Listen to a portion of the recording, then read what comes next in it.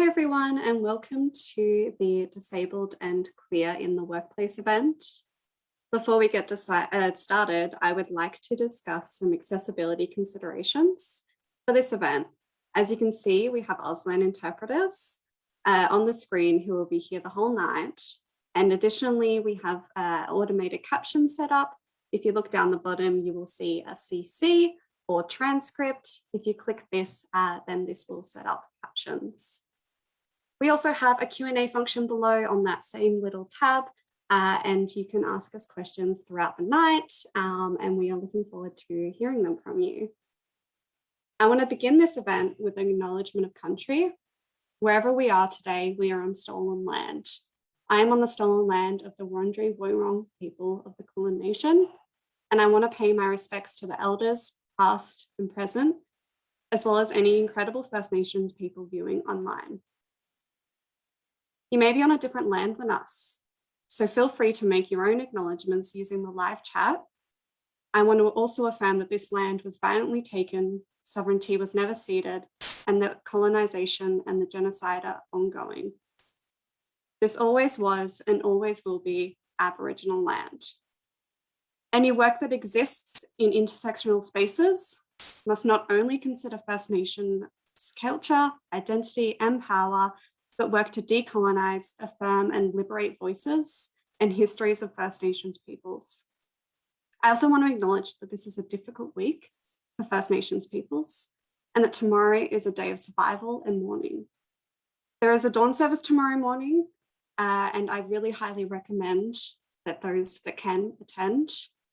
I will also be donating the salary I earn tomorrow to Indigenous businesses, GoFundMes, and non-for-profits. And I also encourage allies to do the same. Pay the rent, not just this week, not just tomorrow, but ongoing.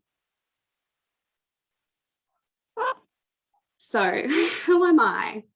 I'm Emma Dewhurst. I am white. I'm currently wearing some black eyeliner and blonde hair and wearing an always was, always will be t-shirt. Currently, I think I'm having some tech issues and it's a little bit black and white, my image. I use she, they pronouns. I am your lead and facilitator for tonight. I'm a queer and disabled youth advocate based in Naarm, and I work as an advocate's assistant at a called specialized non-for-profit. I spend my time also volunteering at Equity and Accessibility at Out for Australia, and I'm involved with disabled and youth organizations. I have a really strong passion for intersectionality and creating accessible spaces. This event wouldn't be possible without the Children and Young People with Disabilities Australia Create Space grant funding, the collaboration with Out for Australia and the amazing volunteers who have supported me with the communications and Zoom technicals. I'm so excited to be discussing the intersections of being disabled and queer, especially during the workplace. I just want to get through a quick few other things. Firstly, a disclaimer about the language that we will be using. We will be using a combination of person first, which is person with a disability, and disabled person, which is first person language. This is because our panelists both have different preferences, and I think it's so amazing that we all use different language, and it's really valid, incredible, and empowering, and shows the diversity and beauty of our community. Another disclaimer I wanted to communicate was a recognition of the experiences reflected on this panel today. Whilst the panelists for this event reflect incredible and diverse life experiences, cultures, and values, we recognize that having the connections, platforms, safety, and ability to share our stories in this public event like this requires a certain level of privilege. We want to affirm that we do not speak from our entire community, but only ourselves, and seek to use the privilege that this platform to fight for the changes that our less visible comrades need even more than us. I also just want to give a content warning and trigger warning for transphobia, ableism, and homophobia, and that's just due to the conversations that we will be having tonight. If the panelists are going to go in depth with these, they will be giving content warnings. So now that that is all over the place with the disclaimers, I really want to introduce you to these incredible panelists. I am so excited to have them here tonight. They are incredible people, and some of them have made such impacts on my personal life, and I'm so grateful for you to all hear their stories tonight. So, based in New Zealand and now based in Naarm, otherwise known as Melbourne, Ezra works full-time in the LGBTQI+ charity sector. As a transgender, disabled, neurodiverse, non-binary, queer, and Jewish person with plenty of tales to tell, they are passionate about the power of storytelling to educate and inform and to change hearts and minds. So I'll pass over to Ezra to say a quick hello. Hello, Ezra speaking. My name, as mentioned, is Ezra. I use they and she pronouns. I am white. I'm colorblind, but I think it's light brown hair. And I'm wearing a khaki dress and thick-rimmed glasses. And I'm dialing in this evening from Wurundjeri country. And it's very exciting to be here. Thank you, Emma. I'm done. Thank you so much, Ezra. And next is Mia. Mia is an educator, theatre maker, advocate, and writer born and raised in the western suburbs of Naarm. With a practice led by Access and Community, Mia is the CEO of DramaWorks Theatre Incorporated and is trained in theatre at the Victorian College of the Arts. She is also a proud queer disabled woman and activist, working as a facilitator at the Youth Disability Service and co-hosting the Wide Ass COVID-19 podcast. And that is a really great podcast, and I'm definitely not impartial because I was also a co-host. Now, Mia also has, like I said, CEO of DramaWorks and has a safe and inclusive event for Midsummer. So while Mia's introducing themselves, I will ask her to just quickly talk about that as well. Mia speaking. Hello. My pronouns are she, her. I'm a white lady with bright orange eyeshadow today and red hair. I'm wearing a rainbow mesh shirt underneath some denim overalls. And I'm calling in from Boonwurrung country. I got to spend last night at the beach, and I have been thinking a lot about the connection to the water that I have, being close to the water now. And I'm really grateful to be here. I do have an event which is on Saturday, and registrations close tonight at midnight. It's online because we're trying to make Midsummer safer, please. And it's called Making Art, Words and Stories, where we have 4 different queer and 3 of them identify as disabled artists come in and teach you a bit about their practice and why it reflects who they are and how they exist in the world. So I'm going to put that in the chat now. And Emma, thanks so much for introducing me. Real excited. No worries, thank you. And I'm so excited. I love to see some safe and inclusive Midsummer events. Next is Tanya, who is a solicitor and equity accessibility consultant with a background in women's rights advocacy, family violence services, and diversity and inclusion. Her recent work has focused on accessibility and inclusion for fat, neurodivergent, and women of colour communities across various projects. Tanya believes that trauma-informed, person-centered services are key to community development and individual support, and strives to be a compassionate community member. Tanya, do you want to introduce yourself? Thank you, Emma. Tanya speaking.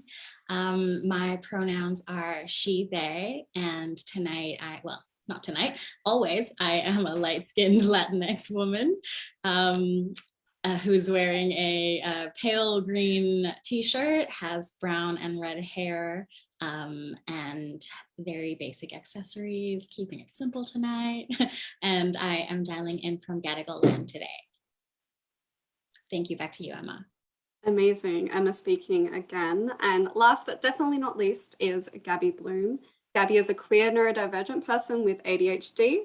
She works as a vocalist and event manager before COVID and has been working in a very supportive office environment doing admin work, while she starts her course studying to be an ADHD coach.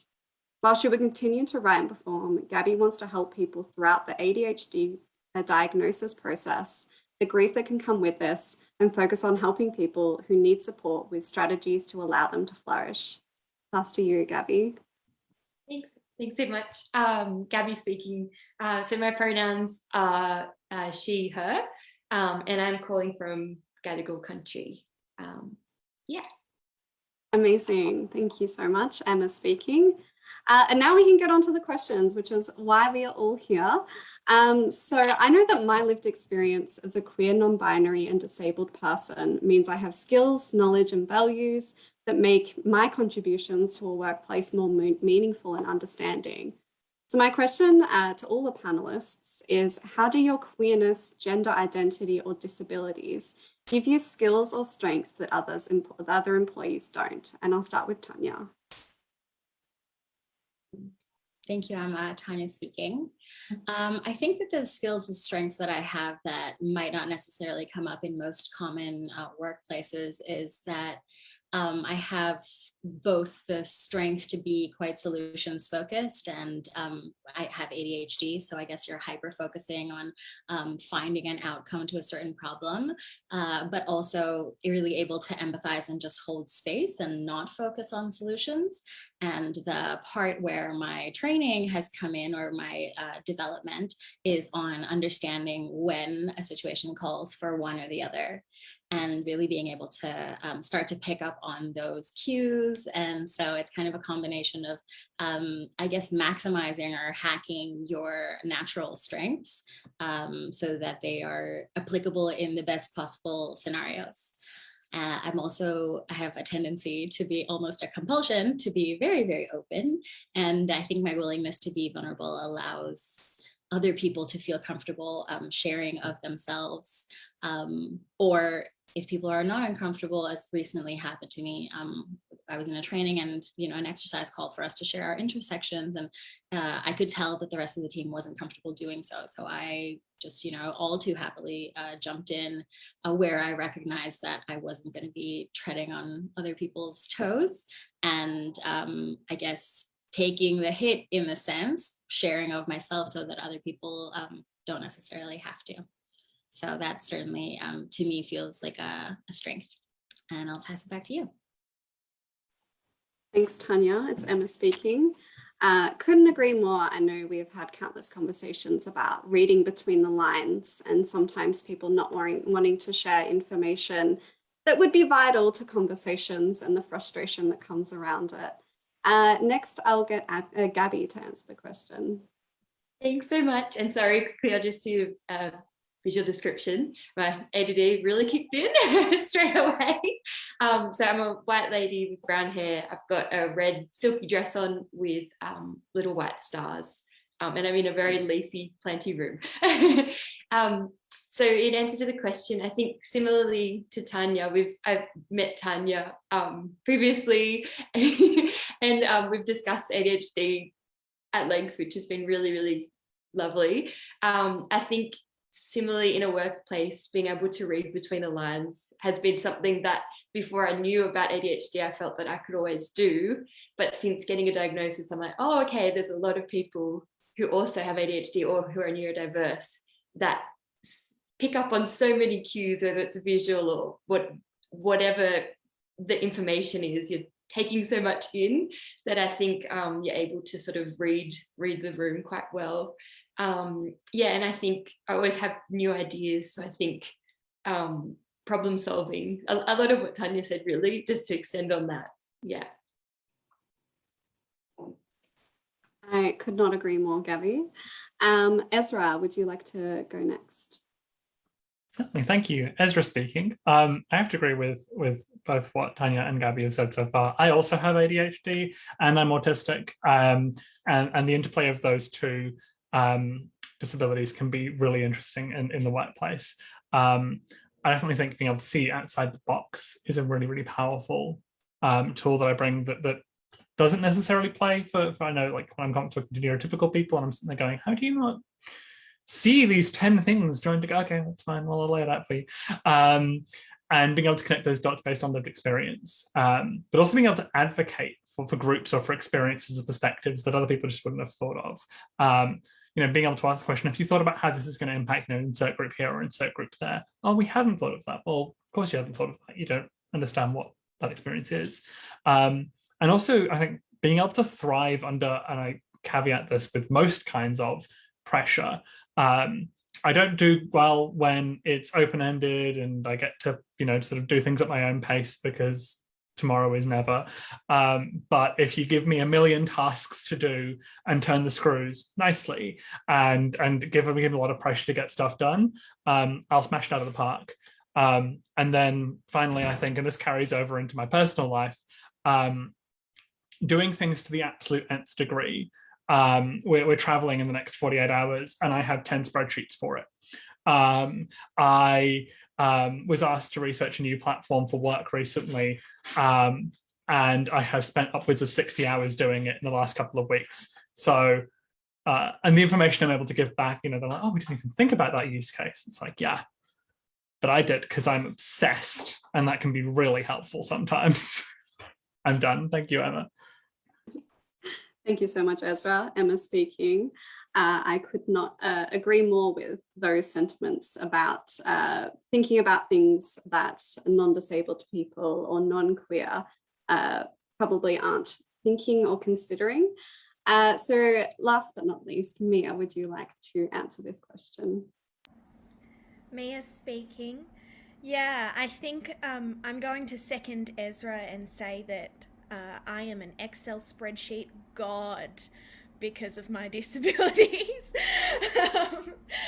But following on from what everyone said so far, I think my adaptability is based in my identity as well, and my capacity to say, how can we make this work at the end of every difficult conversation.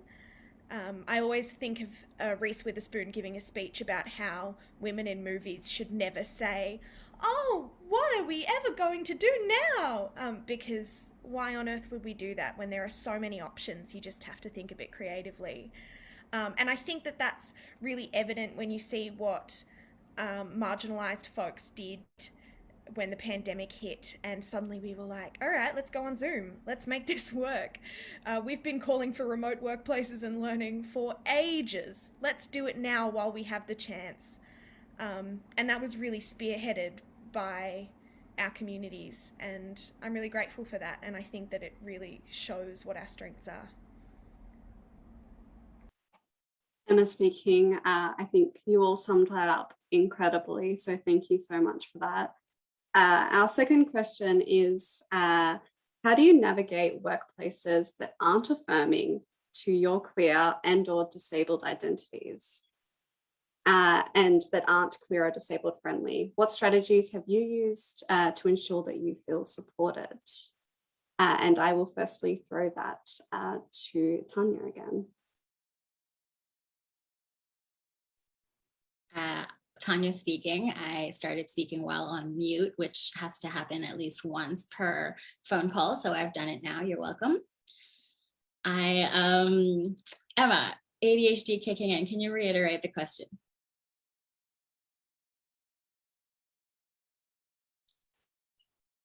Oh, you're just on mute.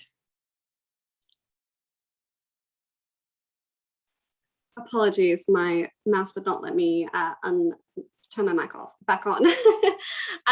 So if a space is, a workplace is not accommodating to your disability, your gender identity, or your sexuality, and is, maybe not discriminatory, but there's microaggressions, maybe not outwardly aggressive about their behavior, but there are things that they're doing to make you feel unsafe or uncomfortable. How do you look after yourself, but also other steps that you put in place for other people to be more accommodating? Thank you, Tanya speaking once again. I think that the comfort that I feel with regards to asking for accommodations is directly proportional to how much time I have spent post-diagnosis learning and hearing about other people being proactive and asking for their accommodations. I still very much experience imposter syndrome, where I don't believe that I require a certain accommodation in order to do my best work, even though time has shown that it's untrue. And I suppose it's also specific to ADHD that I do really struggle to put together cause and effect. So where something might be really setting me back in terms of workplace productivity, I can really struggle to put my finger on it, where somebody else might be able to identify a link right away.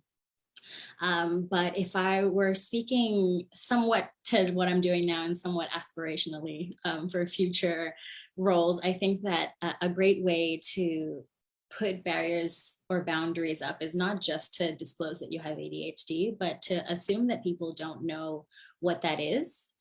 A really good example that I saw a person do one time was, instead of telling people that they had ADHD, they would say, like, I have a memory delay and auditory processing delay.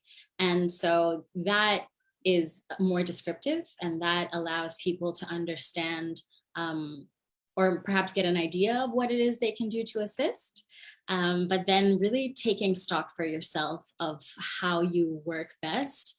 And a huge one, if I could just stress this so hard, is believe yourself, pretty please. Absolutely believe yourself. Don't think that you're being difficult, particularly when it comes to things like invisible disabilities. It can be, or people who are, and I don't use this term generally, but like people who are considered high functioning, which is a totally defunct term. It basically means that they adhere more to neurotypical standards. And there's definitely a tendency to downplay what it is that you might need in those situations. So I think that doing some real work to unpack why you don't want to accept that you need what you need, whether it is you're scared of being marginalized, which is completely legitimate, or you suspect that your workplace isn't going to be able to give you what you need, and then you're in a uncomfortable situation of either having to leave or live with the status quo. Whatever it is, I would really recommend putting some time and effort into that process of self-discovery. And I'll pass it back to you, Emma. Emma speaking. Thank you so much, Tanya. I think that was so well worded. I know imposter syndrome, I would say it affects a large portion of the disabled community. It is such a difficult thing to go through. And I think there's so much stigma around even the word disabled and disability, and a push away from it when there's nothing wrong with the word. And a lot of conditions, there's stigma around, what that should look like, what it is. And sometimes reframing things, although it can be really difficult because you just want people to, know ADHD or autism or chronic illnesses and understand it. It is a trick around being able to, use it a little bit in your favor. And sometimes the responses can be a lot better, which is very upsetting, but also it's a good skill to have. Next, I am going to ask Mia. I'm probably going to have, Mia speaking, I'm probably going to have a bit of a less delicate answer to this question than Tanya did, because I have a hard-ass approach of go in guns a-blazing and demand what you want, which I probably learnt because I became disabled while at an educational institution. And I was going to finish my degree whether they let me or not. And I think that since then I have the enormous privilege of being able to run my own company, and in that sense demand my own spaces and build my own spaces and create my own work, which has really been how I've navigated workplaces that aren't affirming. I've run away from them and then built my own and said, no, you're not allowed in. And I think it works a treat. But then when it comes to actual workplaces, I second what Tanya said in terms of, finding really clear ways to communicate the effects of your disability rather than just its name, because I know people get lost in the name a lot. And also knowing when taking a break is okay. I have built a really nice house to come home to every night. Even while we're working online, it's just a really nice space to, when I exit and I turn off my laptop, I feel safe and welcomed and supported here in my house. And that makes all the difference in terms of being able to cope with a world that's pretty grisly.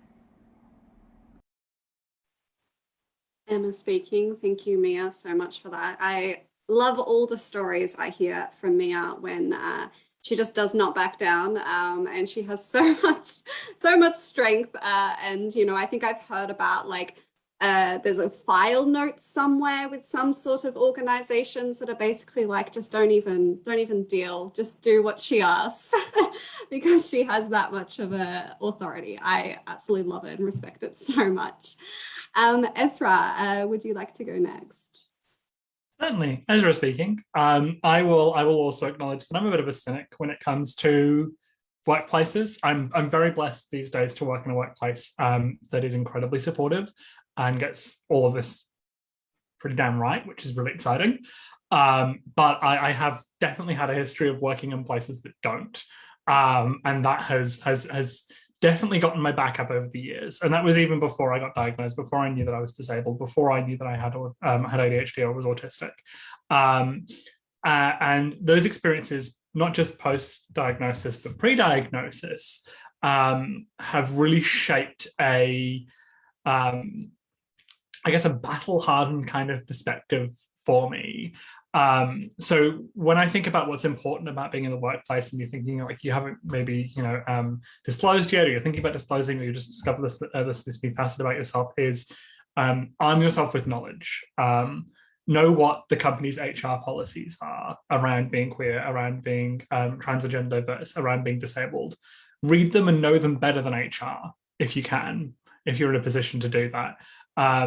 Because if you're armed with the facts about how a company is supposed to treat you or an organization is supposed to treat you, then those around you or in leadership positions around you can't pull the wool over your eyes. Acknowledging that obviously a lot of those conflict spaces can be really, really challenging and also very exclusive or very exclusionary for a lot of us in the community, because they're designed for neurotypical people and designed for abled people. But definitely being armed with that knowledge to the best of your ability is something that I would 100% encourage. And also looking for people you can connect with, making friends in the office. Something I've always struggled with, but I've been lucky in every office to make a few connections and get to know people. And having people around you, a support network within the office that isn't necessarily the official one. Because particularly in larger workplaces, they'll try and give you an official support network, but the whole thing about an official support network is it's designed by the institution and therefore not as reliable or catered to your needs as one that you set up yourself. So having people around you that you know that can support you is definitely something I would 100% recommend, particularly if you can find allies within the workplace to your experience who can support you in navigating those spaces and navigating those challenges where they are overwhelming or engineered to our detriment. I really benefit as an autistic person from having my partner is also disabled and also neurodiverse, but being able to turn to her as someone who's not autistic and be like, this makes absolutely no sense to me. What am I doing? Why are people like this? And like, it's fine. Let's just talk about this. It's not specifically necessarily about the workplace. Sometimes it might just be going to Woolies, but it's still really, really helpful. And again, reiterating what both Tanya and Mia have said, knowing yourself, knowing your strengths and how you work and how you perform is incredible and really, really valuable. And also, as much as I hate to say it, doing the work for them and getting them there can also be really, really invaluable. Middle management in particular love it when you come to them with a solution rather than a problem, as much as I hate to say that. So if you can turn up and go, this is the issue, these are the proposed solutions, and this is how we can implement it without costing you money, time, or stress, or breaking your mind, they're probably going to listen. And when you can't offer all of that, when the solution requires something of them, which it should and will, that's when you hit them over the head with it, figuratively speaking. politely the first time. I'm done. Thanks, Emma. Emma speaking. Thank you so much, Ezra. I cannot, having people to listen to you in your lives, whether they're disabled or not, about sort of issues that you're facing is just so refreshing. And, especially when they're not disabled as well, and they can just click and understand that you've been wronged as well. It's very affirming. And I think it's so good when you're, specifically going through hardships to be able to have that community, whether that's friends, family. And yeah, I would love Gabby to wrap us up with this question. Thank you. Gabby speaking. Thanks so much. I feel like I learned so much from all of those answers. So thank you. Because I'm quite new to ADHD diagnosis. So I think over the last 1.5, 2 years, I didn't have a job at the start of the pandemic and realized there's ADHD going on. But prior to that, I was working in music and events. So for someone with ADHD, in my experience, was always on the move, like always doing something, like it's quite physical, like there's lots of movement, which is great. So in that work environment, it was really good. The only bad experience I had disclosing diagnosis was in an arts organization of all places. So I thought, talking to a boss who was queer, that I was going to be able to say, oh, hey, like I just have to have a bit of a walk around, every like hour or so, or take little breaks to go and do something because I've got ADHD. And then it sort of went into a discussion of, oh, ADHD, big pharma, blah, blah, like all of that stuff. So it's really interesting going into an office environment, which I've been really lucky is like a family friend. So that's benefited me a lot that they already know me. But I think going into an office environment, I sort of expected not to be understood. But when I disclosed to my boss, oh yeah, on the second day, yeah, I've got ADHD. On the second day, has an emotional breakdown because the work felt really overwhelming. I wasn't met with any kind of judgment. It was just like, you need to take care of yourself. Your mental health is the priority. And even when things have gotten busy and intense again, there's always that level of understanding. And if I've said, oh, hey, is it all right if I like buy a whiteboard and bring it in because I need some visual cues to remember things, I can't rely on this brain. The next day I'll come into work and there's a whiteboard there, like, or whatever it is that I've needed. I've been really lucky to feel so supported. And that's also why I wanted to come on the panel. I was like, oh, it's so amazing when you do get that really positive experience. And I think the times that you aren't received warmly or how your experience isn't understood, I think that it's really important. It's hard to remember, but important to remember. You don't have to explain yourself to the nth degree for someone else to just acknowledge, hey, that's your experience. Even though we feel like we may have to, I know I've felt that way, there's a point where you can go, okay, if they don't understand, that's all right. And it's hard, but that also is like a self-preservation thing. Yeah, thanks. Emma speaking. Thank you so much, Gabby, for that. I loved it. And I think, there are so many instances where I at work have just sort of started doing things and just gone, I'm going to do this from now on, very matter-of-factly, sort of didn't seek approval for it. And, most of the time it doesn't impact on anybody else. So why shouldn't I just be able to do that? So the next question, so we know that disclosing disability and queerness are incredibly challenging due to not only how personal and intimate these things are to us, but also because of the systemic discrimination we come to expect as queer disabled people. Often it is not safe or will be led to unsafe situations or can lead to us losing our jobs. A year ago, I began my search for work, and something I would have valued when entering the workplace would have been examples of how other people like me manage these challenging situations. So what has been your personal experience on disclosing or not disclosing disability or gender/sexuality? And would you make this decision again in the same way, or does it depend on the situation? And I think I will get Ezra to answer this first. Certainly, thank you. Ezra speaking. So by way of background, up until about a year ago, just gone, I worked in the public sector, so I worked for state government before moving into the not-for-profit space. And my experiences across those two industries couldn't be more different. In the public service, my differences, specifically disability, but also particularly, I think, being gender and being non-binary, felt a bit like a bullseye on my back. Not with my close colleagues, not with the people I worked with directly, but just in a general sense, in terms of being able to ask for things. Pre-ADHD diagnosis in particular, I really felt like I was blamed for the things that I got wrong and the struggles that I had in the workplace more than supported. I vividly remember an example where 2 weeks before my ADHD diagnosis, I worked in communications and I hit send on a newsletter that it turned out wasn't supposed to go out. And the reason I got confused was because there was a 3-step approval process and they decided to run steps 2 and 3 in tandem. And when step 3 was ticked off before step 2, they assumed that I knew that it was ready to go and were like, is it ready? And I said, yeah, I think so. Step 3 has been done because of course in my brain, that's what makes sense. And then obviously step 2 got missed and a lot of people were very angry.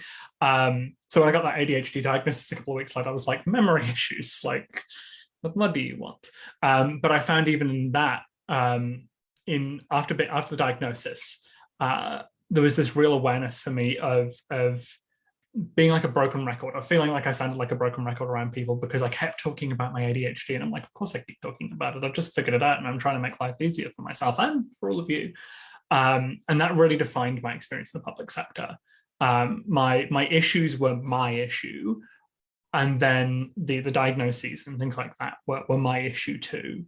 And I was the one, making noises about ADHD struggles or not having an accessible bathroom for non-binary people and things like that. It's, oh my God, they're at it again. Why aren't they just doing their job? But when I moved into the public sector, couldn't have been more different because I figured out last year during lockdown, during this new stakeholder relationships job that I was dealing with, was that I was autistic. And the genesis point for that was realizing that people thought that there were things to read between the lines of my emails when I was just saying what was in my emails. And I was able to have this conversation with my boss and go, I don't understand why people keep saying this. And then with that same person, be able to have this dialogue of, can you just check my emails to make sure that my tone is okay? Because people seem to keep getting annoyed with me about my tone. I'm just asking if you got stuff done. Like, I don't mind. So when I was able to go back and say, how can autism diagnosis? The first question they asked me was, what do you need? How can we support you? How do we make this the best workplace and work environment for you? So I suppose, in short, it depends on the workplace. I have never shied away from disclosing myself because I don't have a filter. But I think, again, you have to be aware of the workplace. So I don't have an easy answer for you there. But for me, I've always been blunt and it hasn't always paid off. Emma speaking. Thank you for that, Ezra. I definitely think this topic has a lot of nuance, a lot of, different ideas for different people, what they want, but also the organization that you're working at, which I couldn't agree more. Tanya, would you like to take it next? Yeah, absolutely.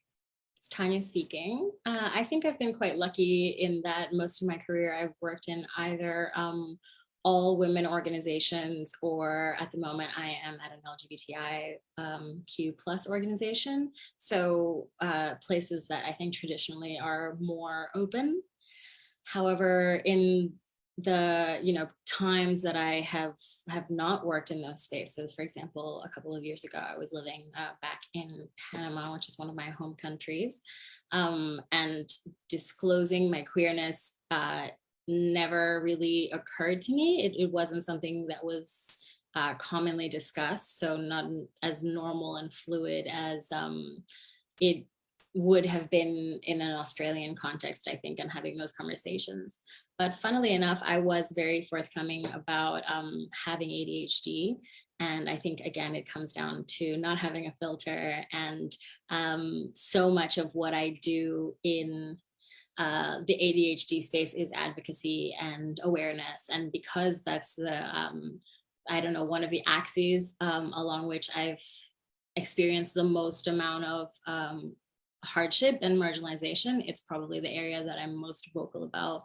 Whereas quite luckily, and in quite a privileged way, my queer journey has been just like smooth as butter, which is wild, and definitely affiliated with some like queer guilt. The whole, I haven't had a hard time, so am I really queer? Yes, you are. But so when it comes to disclosing, I think an interesting point that I'd like to make to people who feel like they want to share. I think that for people, it's possible. I experience this, and other people I know with ADHD experiences, but sometimes not disclosing can be like quite a burden to you. You might feel as though you're having to keep track of several different lives or personalities or plots for yourself, and that requires executive function, which is something that we're already lacking. So I feel like being unable to disclose either your disability or your queerness is an ableist thing, because it demands of you something that you might not be able to give. And so it's this kind of catch-22 of, it's really forced me to contend with what is professionalism culture, and how does that stand like against disclosing who you really are and being like your authentic self, and how can I divest from professionalism culture to the point where regardless of the outcome of my disclosing, I can still feel good about having made the decision that I have. I really hope that makes sense. Tanya, Emma speaking. Emma speaking. Tanya, perfect sense. I think it's very difficult, but there are subtle green flags and red flags within organizations, whether it is safe to disclose or not. And sometimes different areas, like we've discussed, like the non-for-profit area, will mostly be more accepting and make those adjustments without too much of a having to consistently ask for them. And I think it is really difficult to make that decision, whether you put it in your application or, that you're disabled, or when you do it. Is it as soon as after you're hired? Do you leave it until you've just finished your probation period? And I think it does come down to having those little bits of gut feelings, but also just making sure that you're safe, your needs are being met.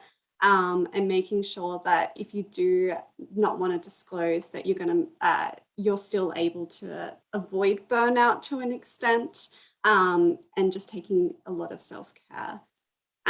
So the next question I'm going to be talking about is, so COVID has been an incredibly challenging time for everybody, but particularly the disabled community, as we were often left behind and not involved in important questions. I know for myself, as someone that has several chronic illnesses that affects my immunity, it has been a really traumatic experience. Oftentimes I'm too scared to leave my home, like at the moment. I have had important surgeries cancelled and cancelled again due to them being elective, when in reality they are life-changing. And I've often felt a burden to society. So what has your experience been like existing through the pandemic, including at work? And Mia, I would love you to take the first go at this. Mia speaking. I don't want the first sentence of my answer to be "it sucked," but it sucked. I too am quite scared to leave my home at the moment. I haven't seen some of my nearest and dearest in a long time, and particularly now, the let it rip philosophy is dangerous and terrifying, and I don't want to discount that because I want, we're in a safe space to say things like that right now, and we're not always in that space. So I think it's a good time to be open about just how terrifying that can be. But it's been strange, that's for sure. I have tried to focus on well-being as much as I can in response to that, and focus on how my existence can be a protest, how feeding myself and looking after myself and looking after my community can be a protest to the way that this world is, because it's been really hard when you're having to cancel all of your events, and working from home is not easy, but it's also much safer at the moment. And yeah, it's just been a bit of a mess, hey. And I don't want to ignore that in this answer, so I'm going around and around and around. But yeah, as a teacher, that's where my feelings about COVID have been strongest, because I get to kind of ignore the self and focus on making sure my students are safe. And that means that I, check in with them regularly when we're on Zoom. I have sent students home to sleep instead of focusing on class, because they need to sleep. And especially students who are in VCE at this time or doing exams at this time need more rest than others, because this has been a traumatic time. And when you couple that with the trauma of going through what VCE is, I hated it and I went through it in a normal year. I think we need to prioritize making sure that everyone comes out of this with empathy and community and heart and all of those things, because we're not going to come out of it with a lot of other things. That was depressing. I'm handing back. Emma speaking. Thank you, Mia. I think I wasn't expecting an answer that wasn't depressing, basically. I think this is a confronting topic. It's very confronting to a lot of people, and especially disabled people, especially disabled people with a compromised immune system. It's very upsetting seeing what is going on at the moment. And it's why I'm so glad to be having this event right now, because to have that sense of connection to community is so important, and to be able to talk and hear everybody else also going through the same thing is also so validating. So thank you so much. I know that would have been a lot to talk about, so thank you, Mia. Ezra, do you want to quickly touch on that as well? Certainly. Ezra speaking. I again want to echo what Mia said. It sucked. For me, I sort of find myself pulled in two different directions. Firstly, the experience that I know that our wider community has had, communities, both the disabled community, the queer community, and other minority communities around Australia, who really, really suffered through the last couple of years. And that weighs heavily on the soul, particularly coming to terms with being disabled personally during a time where you see disabled people being thrown to the wolves more and more in terms of policy and in terms of health and safety, and being asked to make sacrifices for the wider community. On a personal note, though, I have to acknowledge that as someone with ADHD and autism, I have thrived in a work setting working from home. I have been able to set the accommodations that I need, the boundaries that I need, and approach my work in the way that works best for me. Also, transitioning during a pandemic has meant that I have grown to dislike the outside world more and more over the last couple of years, and having an excuse not to deal with it has been, I don't want to say comforting because that's not the right word, but it's been one less thing on my plate. So I do acknowledge that has been a factor for me. Thank you, Emma. Thank you. I was just reading one of the questions that has come through, and it has been a hot topic in my household. So I will maybe answer that at the end. Otherwise, we will send some out of questions that haven't been answered. So next we're going to be talking about, I just touched on connection to community and how vital it is.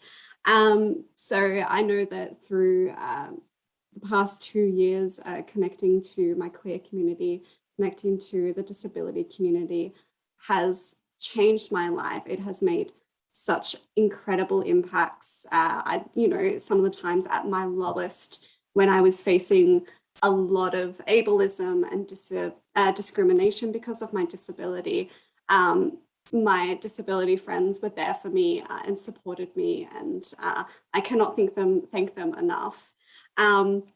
So I want to ask, what has been your experience finding and connecting with the community? And what do you think community is? Why do you think community is so important for queer and disabled young people? And I'll get Gabby to start. Thanks so much. Gabby speaking. I love this question because it's so nice to, I don't know, like personally to feel how much I've grown just from knowing other people who are queer or are neurodivergent. Tanya's actually the first person who I spoke to about my ADHD, and just in that one interaction, like that one afternoon, I came away from it going, I feel drained when I've been with like new people with nothing personal to whoever it is, but it's because I'm so used to masking and being like, oh, this is how I am, but it's actually just masking. And it's like the most freeing feeling to go, oh, I can actually just be myself. It's extended to other people I've met where you can go, oh, we're interrupting each other. Cool, all good. You see a dog? Cool, all good. How cute is it? Da, da, da. Like, it's just this really nice thing. And I found as well, a lot of my friends who I've known for a long time, like even 15 years or so, they've all started coming out as queer. And with a lot of those friends, I've found that some of them are going, oh, I think I'm neurodivergent as well. And it's really amazing to go, wow, like we've all sort of been attracted to each other. And then meeting, because I'm doing this ADHD coaching course, there's 28 of 30 people in the class have ADHD or a mix of ADHD and autism. So you're talking to all these different people who have very different, but also there's like lines of connection in the experiences that just makes you go, oh, I feel so understood in a way that a couple of years ago I didn't know I needed. So that's been really incredible. Yeah. Emma speaking. Thank you so much for that, Gabby. I think the way that disabled people will react to diagnosis is so different to non-disabled community. You might say, you know, oh, I've got ADHD, and people will just, you know, sort of treat you a bit funny, whereas like you'll go to some other neurodiverse friends and tell them, and they will be so excited for you and so thrilled and happy. And I think being around this of like not having to apologize or, you know, feel ashamed is just so heartwarming. And I absolutely have thrived in that, I know for myself. We are, you know, I am loving these answers so much. We're running a little bit behind on schedule, just letting you all know, and we're getting some incredible answers in chat as well. So we'll do our best to wrap up as quickly as we can and then also answer some of those questions. But I guess my final question is just a sort of rapid fire, a couple of words, just a sentence about what advice do you have for young disabled and or queer people entering the workplace? And is there anything you wish your co-workers and employees knew or did? So Tanya, do you want to start? Yeah, absolutely. Tanya speaking. I think I'm going to reiterate what I said earlier and really encourage people to question themselves and perhaps you know, do these exercises where you're identifying what your accessibility needs are, and you can role play, go back into previous, you know, situations. How would I have done better in school if I had certain accommodations, or how could I have felt better supported if people were, you know, more informed about my disability. And so when you have this kind of like list or these tools at your disposal, the self-awareness makes you so much more comfortable advocating for yourself. And it's something that when you're lacking, I think that when you're lacking that, if you receive pushback, you are a lot more likely to enter into this kind of negotiation of thinking, oh, perhaps I don't actually need this accommodation, or perhaps this reaction wasn't actually a microaggression, it's just how people feel. The more that you expose yourself to your community, whether that be in person or online, and there are amazing and various intersecting disabled and queer communities online, the more that you are, one, able to learn about yourself. I can't tell you how many times I have had a symptom and then seen someone else post about it. I'm like, oh my God, I didn't know that was an ADHD thing. So that's probably like what I would advocate for best. And Emma, I'll pass it back to you. Emma speaking. Thank you so much for that, Tanya. Ezra. Yes, I think I've already said, sorry, Ezra speaking. I think I've already said enough about what I would say to disabled people in my early answers. But I want to talk to allies, co-workers, managers. And it's simple. Listen to us when we tell you what we need. We've been at this a lot longer than you have, even if you've been working for 20, 30 years. And even if we look like we finished prep last week, we really want to succeed in the workplace. And we really want to do an amazing job. As I said to my partner last night, nothing makes you hungrier for a gold medal than starting 500 meters behind everyone else. So when we tell you how we can get there and what we need to do it, just let us do it. That's all I've got to say on this one. Thanks, Emma.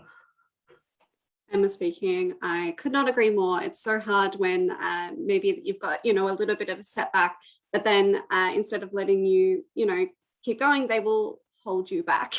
And I think that's something that we all go through when it's so difficult.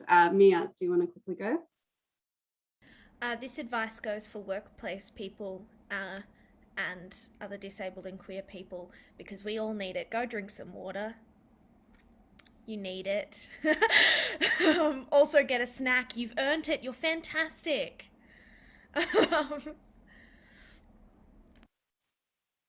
Emma speaking. Thank you, Mia. I feel like that was an attack on me because I'm severely dehydrated at the moment. I've had my water bottle next to me the whole night so that I would drink it, but it's just out of eye shot, so I have forgotten that it existed.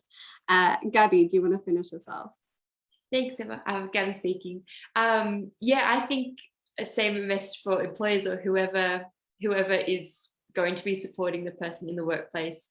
I think it's just, if you have the choice to react openly and with warmth and with empathy, that's just going to help the person coming into the workplace so much more than being closed or not thinking there's a solution. It's, again, listen to the person, and also just to try and go, I might not understand, but I want to do whatever I can to make this experience enjoyable for everybody. And yeah.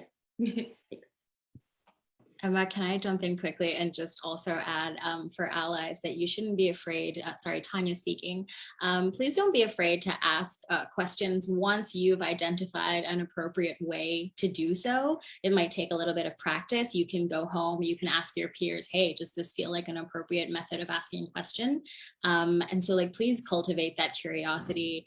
Learn how to ask appropriately, and learn why you want to know certain things, and then dive into it, whether it is, again, to communities online or to coworkers. Thank you. Tanya, I will excuse that, and because I think it was an amazing point. But yes, I think to touch on that is just ask what our access needs are. I think as soon as somebody asks me what my access needs are, I just know I'm in a little bit more of a safer space, and that I'm being heard and listened to and following through with what those access needs are. I know sometimes adjusting things can be a little bit slow and take a little bit of getting used to, and nobody's perfect. Everybody's going to have a little bit of adjustment period. But if I see you trying, then I think that speaks so much to me. And unfortunately, we don't get that enough. We hardly get it. So I think really doing that. I'm inputting my answer as well for that question. But unfortunately, we have hit 8 o'clock. We have so many incredible questions that have come through that I would love for us to continue answering. But what we are going to do is we have a meeting set up that's sort of like a social aspect for anybody to come to and enjoy. And we can go through some of these questions and maybe explore them in a little bit more depth, and also just to hang out a safe, inclusive space for everybody to come. I will pop the link in the chat before I go, but I'm also going to get some of the panelists to think about these answers and maybe type them up record them, whatever way is accessible to them. And we'll share these around post-event because some of these questions are just so vital. And I know I would love to hear them as well. So I'll make sure that they'll do that as well. So thank you so much, everybody, for attending tonight. I am so grateful to have put this event on. Thank you so much, CIDA, Create Space Funds. Thank you so much, Out for Australia. When Dewey, the comms team, I know Sarah has been so incredibly helpful. And of course, my amazing panelists. Where would I be without you? So thank you everybody tonight. And I will quickly just paste this in the chat and then I will let you all go.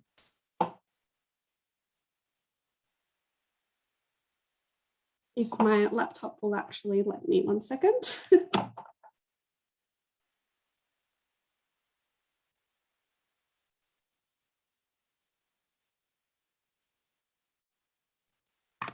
Amazing. See you all soon. Goodbye.